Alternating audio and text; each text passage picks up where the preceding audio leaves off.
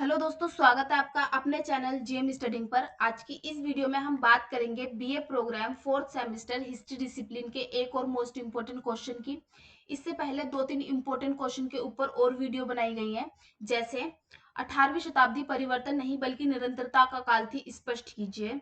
क्या भारत और पाक का विभाजन अनिवार्य था? 1885 से लेकर 1819 तक की कांग्रेस की गतिविधियों का वर्णन कीजिए। ठीक है, ये कांग्रेस की जो गतिविधियां है ये हमारे राष्ट्रीय आंदोलन के अंदर आएंगे। ठीक है, तो आप उन वीडियो को भी देखें क्योंकि वो वीडियोस भी पेपर की दृष्टि से काफी इंपॉर्टेंट है।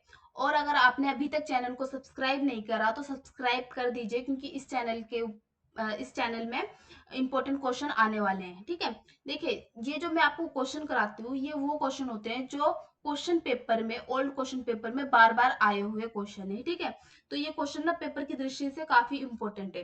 तो देखिए, आज का हमारा क्वेश्चन क्या है। भारत में मुगल साम्राज्य के पतन के कारणों की संक्षेप में चर्चा कीजिए। ठीक है, भारत में जब मुगल साम्राज्य का पतन हुआ तो उसके बारे में हमें क्या करना है, इसमें विस्तार से बताना है। तो देखिए, भारत में मुगल साम्राज्य की नींव जहीरुद्दीन बाबर ने डाली। जहीरुद्दीन बाबर कौन थे? ये हुमायूं के पिता थे। उसके पश्चात उसके पौत्र अकबर ने मुगल शासन को एक मजबूत आधारशिला प्रदान की। उसके बाद क्या हुआ, जो बाबर है, बाबर के पोते थे अकबर, उन्होंने क्या करा, मुगल साम्राज्य को एक मजबूत आधारशिला प्रदान की। शाहजहां के समय मुगल साम्राज्य अपने गौरव की चरम सीमा को प्राप्त हुआ। औरंगजेब ने इस साम्राज्य का विस्तार तो किया, लेकिन सांप्रदायिक और सौहार्द्रता को इसने खूब क्षति पहुंचाई। ठीक है, क्या हुआ, औरंगजेब जब आया उसने साम्राज्य का विस्तार किया, लेकिन सांप्रदायिकता और जो मेल मिलाप था, ठीक है, उसको काफी क्षति पहुंचाई। उत्थान एवं पतन प्रकृति का नियम है। देखो, किसी चीज का अगर जन्म हुआ है तो उसकी मृत्यु भी अवश्य होगी। ठीक है, ये हमारी प्रकृति का नियम है। जिसकी उत्पत्ति हुई है उसका पतन भी अवश्य होगा। इसी नियम के अनुसार मुगल साम्राज्य तथा अन्य कई साम्राज्यों का भी पतन हुआ। औरंगजेब की मृत्यु कब हुई थी? 1707 में हुई थी। ठीक है, और उस टाइम क्या हुआ, मुगल साम्राज्य का पतन शुरू हुआ। हालांकि मुगल शासक अभी भी सत्ता में थे। देखिए, औरंगजेब की मृत्यु के पश्चात क्या था, मुगल साम्राज्य का पतन धीरे धीरे शुरू हो गया था। हालांकि क्या था, सत्ता अभी भी मुगलों के हाथ में थी, लेकिन उसके उसके पास पहले की तरह शक्तियां नहीं थी। मुगल साम्राज्य के अब पतन के देखिए निम्नलिखित कारण क्या है। पहला था औरंगजेब की शासन नीति।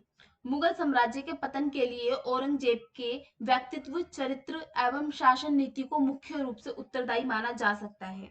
औरंगजेब एक कट्टर सुन्नी मुस्लिम था। उसने अपने शासनकाल में शिया मुसलमानों, हिंदुओं, सिखों तथा अन्य धर्म बावलियों पर अनेक प्रकार के अत्याचार किए। उसने हिंदुओं के मंदिरों को तुड़वाकर मस्जिद बनवाया। ठीक है, अब देखिए, अगर आपके मंदिर को कोई तुड़वा के मस्जिद बनवाएगा तो ऑब्वियसली आपको बुरा लगेगा। ठीक है, आप अपने धर्म के ऊपर लोगे इसको। तो उससे क्या हुआ, धीरे धीरे लोगों ने इसका विरोध करना शुरू करा। विरोध करने में कौन थे? जैसे राजपूत राजा जसवंत सिंह के पुत्रों को मुसलमान बनाने का प्रयास किया। उसकी कट्टर धार्मिक नीति के कारण भारत की हिंदू जनता, विशेष रूप से जाट, मराठा वे राजपूत, औरंगजेब के विरुद्ध हो गए। अब आप इतना किसी पे अत्याचार करोगे तो ऑब्वियसली वो आपके विरुद्ध होंगे। तो उस टाइम पे क्या हुआ, जो जाट थे, मराठे थे और जो राजपूत थे, वो औरंगजेब के विरुद्ध हो गए और उन्होंने मुगल साम्राज्य को समाप्त करने का क्या किया, संकल्प किया तथा विद्रोह करना आरंभ कर दिया। इन विद्रोह ने सुदृढ़ संगठित मुगल शासक की नींव को हिला दिया। दूसरा कारण क्या था इसमें? औरंगजेब की दक्षिण नीति। औरंगजेब की दक्षिण नीति दिशाहीन थी। ठीक है, मतलब उसको दिशा, उसका कोई था ही नहीं, उसको खुद ही मालूम नहीं था कि कौन सा दिशा है, कौन सी दिशा है इसकी। ठीक है, दिशाहीन थी, जिसकी कोई दिशा ना हो। ठीक है, उसने बीजापुर और गोलकुंडा के सिया राज्यों को, शक्तियों को नष्ट कर दिया। ठीक है, क्या करा उसने? बीजापुर और जो गोलकुंडा थे, वहां पर जो सिया लोग थे, उनके राज्यों की जो शक्तियां थी उसको नष्ट कर दिया। इसके फलस्वरूप क्या हुआ, दक्षिण में मराठों को अपना प्रभाव बढ़ाने एवं संगठित करने का अवसर मिला। ठीक है, यदि औरंगजेब ने बीजापुर और गोलकुंडा के शासकों के साथ सहयोग की नीति अपनाई होती तो दक्षिण में मराठों की शक्ति को नष्ट करने के लिए क्या होता, ये राज्य औरंगजेब की सहायता करते। ठीक है, अब क्या था, अयोग्य उत्तराधिकारी। उस टाइम पर ना औरंगजेब की मृत्यु के पश्चात, देखो ऐसा कहा जाता है मुगल साम्राज्य में आखिरी शक्तिशाली राजा कौन थे, औरंगजेब थे। और उसकी मृत्यु के पश्चात क्या हुआ, अयोग्य उत्तराधिकारी आए। जैसे औरंगजेब के शासनकाल में उत्पन्न अव्यवस्था और अराजकता को रोकने के लिए उत्तराधिकारियों की योजना की आवश्यकता थी। उस स्थिति पर अकबर जैसा सौम्य और दूरदर्शी, दूरदर्शी क्या होता है, जो हम दूर तक देख सके अपने शासन व्यवस्था को, ठीक है, सम्राट ही नियंत्रित पा सकता था। लेकिन औरंगजेब के उत्तराधिकारियों में इस प्रकार की प्रशासनिक व क्षमता का अभाव था। उनमें बाबर व अकबर जैसा शारीरिक बल भी नहीं था। उनका आचरण क्या था, भोग विलास, सब अपने मजे में लगे हुए थे, ठीक है, से पूर्ण होने के कारण क्या था, वे साम्राज्य पर नियंत्रण एवं शासन का संचालन करने में सफल नहीं हो सके। उन्होंने शासन की बुराइयों को दूर करने का कोई प्रयास नहीं किया। जैसे अकबर थे, अकबर ने अपने शासन व्यवस्था को इतने अच्छे से चलाया, उसमें जो बुराइयां थी उनको दूर किया, ठीक है, एक मजबूत शासन बनाया उसने। लेकिन जो औरंगजेब के उत्तराधिकारी थे उनके पास ऐसी क्षमता नहीं थी, ठीक है, उनके पास ना ही शारीरिक बल था ना ही बुद्धि थी उतनी। तो क्या हुआ, धीरे धीरे मुगल साम्राज्य पतन की ओर बढ़ने लगा। अगला आ जाएगा मनसबदारी प्रथा। जैसे अकबर ने मनसबदारी प्रथा लागू की तथा औरंगजेब ने मनसबदारों की संख्या दुगनी कर दी, ठीक है, पर क्या हुआ, किसी प्रकार के आय में वृद्धि नहीं हुई। इसके अलावा मनसबदारों के ऊपर पाबंदियां भी थी। पाबंदियां जो थी उसको भी समाप्त कर दी गई, उनका निरीक्षण करना बंद कर दिया गया। औरंगजेब के मरते ही वे जागीरदारों की मांग करने लगे ताकि उसकी आय बढ़ सके।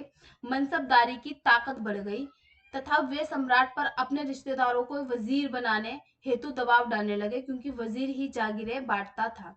मनसबदारी प्रथा में भ्रष्टाचार आ गया था, जिससे मुगल सेना दुर्बल हो गई थी। सेना की शक्ति मुगल साम्राज्य की दूरी थी, उसकी कमजोरी से मुगल साम्राज्य हिल उठा। अब देखिए क्या था, अकबर ने इसको मनसबदारी प्रथा लागू की थी, और औरंगजेब ने क्या करा, मनसबदारों की संख्या बढ़ा दी जिससे कि आय दुगनी हो। लेकिन ऐसा कुछ नहीं हुआ, आय दुगनी नहीं हुई। मनसबदारी क्या करने लगे, जागीरों की, जब औरंगजेब की मृत्यु हो गई तो वो क्या करने लगे, जागीरों की मांग करने लगे ताकि क्या हो, उनकी आय में वृद्धि हो। और वो कहने लगे कि वजीर के रूप में हमारे रिश्तेदार रखो आप। अब वजीर के रूप में अगर उनके रिश्तेदार होंगे तो क्या होगा, वजीर जो होता था वो जागीरें बांटता था, ठीक है, तो वो अपने मनसबदारों को क्या करेगा, जागीरें बांटेगा, तो जिससे क्या होगा, उनको मुनाफा होगा। लेकिन ऐसे में क्या हुआ कि जो मनसबदार थे ना वो भ्रष्टाचार की ओर जाने लगे, जिससे मुगल सेना जो थी वो दुर्बल होने लगे। अब दुर्बल होने लगी, देखिए कोई भी शासन का जो केंद्र होता है वो उसकी सेना होती है, ठीक है, जैसे हमारा भारत है, हमारी भारत की सुरक्षा कौन करता है, हमारे सैनिक करते हैं। ठीक उसी प्रकार से जो मुगल साम्राज्य था उसको मजबूत बनाने का कार्य किसके ऊपर रहता था, ज्यादातर सेनाओं के ऊपर रहता था। अगर सेना किसी भी देश की मजबूत होगी तो वो देश अपना आप मजबूत हो जाता है, ठीक है। अब क्या हुआ, जब ये भ्रष्टाचार फैलने लगा तो उनकी जो सेना थी वो कमजोर पड़ने लगी, ठीक है, तो इसके कारण क्या हुआ, मुगल साम्राज्य का धीरे धीरे पतन होना शुरू हो गया। अगला आ जाएगा पॉइंट, सैनिक अव्यवस्था एवं अनुशासनहीनता। औरंगजेब के शासनकाल के पश्चात सैन्य संगठन शिथिल हो गई। उसके उत्तराधिकारी स्वयं अयोग्य थे। उन्होंने सैनिकों की व्यवस्था एवं अनुशासन पर कोई ध्यान नहीं दिया। शराब व मादक पदार्थों का सेवन करने में सैनिक अत्यंत दुर्बल होते गए। उनमें नैतिक एवं शारीरिक बल समाप्त हो गया। बड़े बड़े सरदार भ्रष्ट हो गए। सेना के परीक्षण के लिए कोई वैज्ञानिक व्यवस्था नहीं की गई। नौसेना के विस्तार के लिए भी उपेक्षा की गई। सैनिक साथ समानों पर जोर नहीं दिया गया। सीमा सुरक्षा पर कोई भी विशेष ध्यान नहीं दिया गया। क्या हुआ, सैनिक अव्यवस्था हो गई, ठीक है, अनुशासनहीनता हो गई सैनिकों में। सैनिक शराब और मादक पदार्थों में लग गए, जिससे क्या हुआ, वो ना बहुत ज्यादा कमजोर होने लग गए, ठीक है, उनके अंदर जो नैतिक और शारीरिक बल था वो समाप्त होने लगा। धीरे धीरे करके क्या होने लगा, सेना की विस्तार, देखो जो नौसेना होती है, ठीक है, उसका जो विस्तार था उसकी भी उपेक्षा की जाने लगी। उनके जो साज सामान होते हैं, मतलब अस्त्र शस्त्र होते हैं जो, उनके ऊपर भी कोई विशेष ध्यान नहीं दिया गया, ठीक है, और जो सीमा सुरक्षा होती है उस पर भी जो उत्तराधिकारी थे उनका कोई ध्यान नहीं था, क्योंकि वो अपने भोग विलास में व्यस्त थे। तो इससे भी क्या हुआ, मुगल साम्राज्य पतन की ओर बढ़ने लगा, ठीक है, अग्रसर हुआ। शक्तिशाली सूबेदारों की महत्वाकांक्षा। बंगाल, हैदराबाद, अवध तथा पंजाब प्रांतों के सूबेदार अपने प्रदेशों को सम्राट की अधीनता से मुक्त कराने का प्रयत्न करने लगे थे। अवसर पाकर ये स्वतंत्र शासक बन बैठे, जिससे मुगल साम्राज्य एकदम शक्तिहीन हो गया। अमीरों व सरदारों का नैतिक पतन।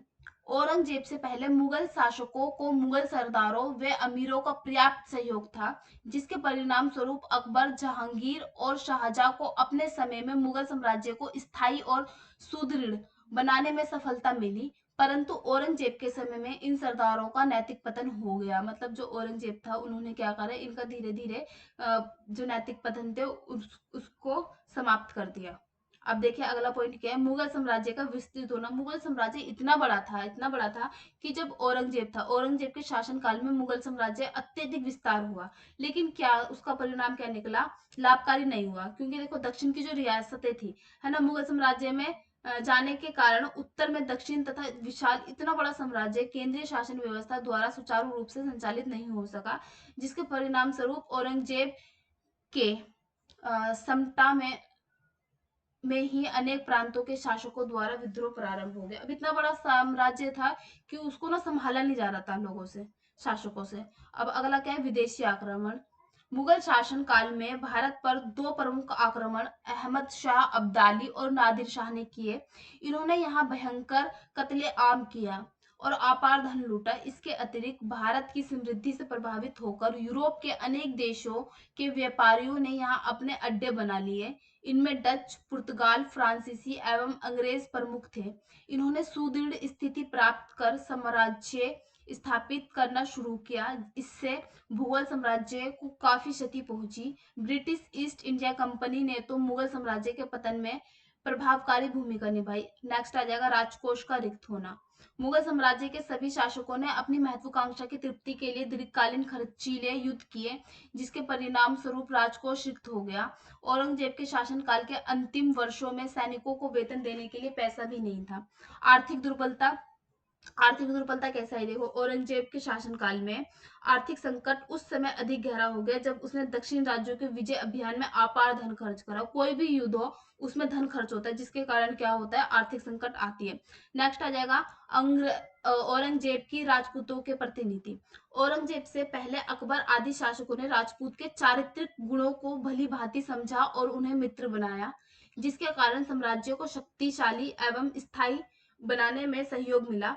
परंतु औरंगजेब में ने अपने धर्म में अंधा होकर क्या करा, भारत की सबसे शक्तिशाली राजपूत की उपेक्षा की। परिणाम स्वरूप राजपूत मुगलों के शत्रु बन गए।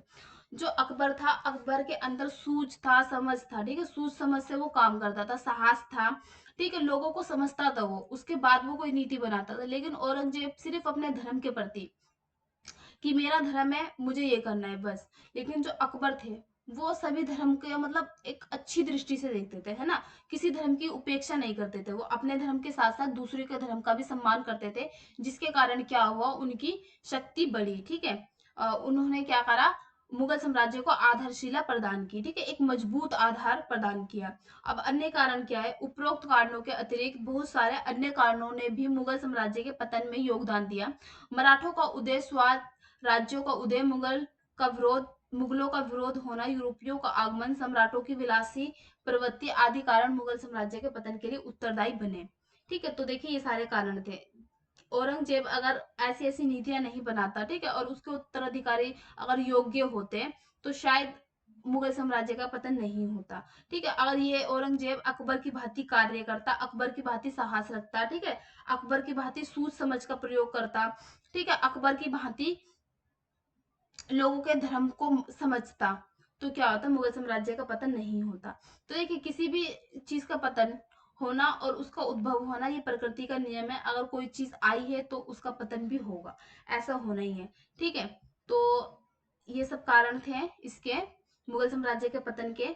पेपर की दृष्टि से इंपॉर्टेंट क्वेश्चन है, देख लेना, आप चैनल को सब्सक्राइब कर देना। अभी अगला क्वेश्चन हम करेंगे इसमें 1857 की क्रांति के प्रभाव और कारण और प्रभाव, ठीक है, या फिर 1857 पहला भारतीय युद्ध था। ठीक है, ये वाला क्वेश्चन हम करेंगे अगले पेपर, अगले वीडियो में। ये वाला क्वेश्चन भी इंपॉर्टेंट है, जो भी मैं आपको क्वेश्चन करा रही हूँ सारे क्वेश्चन इंपॉर्टेंट क्वेश्चन है। ठीक है, पेपर में बार बार आए हुए क्वेश्चन है। ठीक है, तो आप इन क्वेश्चनों को अच्छे से तैयार कर लेना, इन्हीं में से आपके क्वेश्चन आएंगे। ठीक है, इसकी गारंटी है, इन्हीं में से जो भी क्वेश्चन कराए मैंने, इन्हीं में से आपके क्वेश्चन आएंगे। ठीक है, जैसे एक भारत पाक विभाजन, ये वाला मोस्ट इंपोर्टेंट क्वेश्चन है, इसको अच्छे से कर लेना आप। ठीक है, और 18वीं शताब्दी में भारत की स्थिति जो है वो निरंतरता, परिवर्तन नहीं बल्कि निरंतरता के काल में ही आ जाएगा। ठीक है, उसका आंसर वही बनेगा आपका।